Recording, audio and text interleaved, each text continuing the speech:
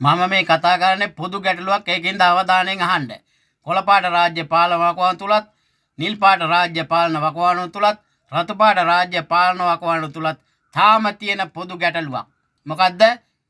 මිනිසුන්ගේ ජන ජීවිතයට ඍජුවම බලපෑම් කරන සත්තු අතර රිලවුන්ගේ ප්‍රශ්නේ මේ කතා කරන්නේ. තාම රිලවුන්ගේ ප්‍රශ්නේ විසඳිලා නැහැ. ගණන් කරා විතරයි.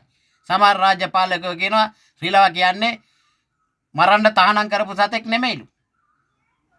මුන් වටෙන් ඇවිල්ලා කියන්නේ මරපව් කියන්නේ නැතු වටෙන් ඇවිල්ලා කියනවා. බෞද්ධයෝද? සැබෑ බෞද්ධෙක් එහෙම කියනවද? නෑ.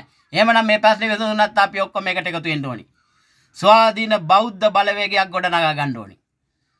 බෞද්ධ කිව්වට අනිත් අය ගැටලුවක් කරගන්න බෑ. ඕන කෙනෙකුට බෞද්ධෙක් වෙන්න පුළුවන්. සිංහල දෙමළ මුස්ලිම් ඕන කෙනෙකුට බෞද්ධෙක් වෙන්න පුළුවන්. බෞද්ධයක් කියන්නේ සියල්ලන්ට මෛත්‍රී කරන පුද්ගලෙක්. ඒකින්ද අපි ඔක්කොම එකතු වෙලා ස්වාධීන බෞද්ධ බලවේගයක් ගොඩනගා ගත්තොත් ග්‍රාම සේවා වසම තුල මේ ප්‍රශ්නේ විසඳන්න පුළුවන් කියලා මතක තියාගන්න.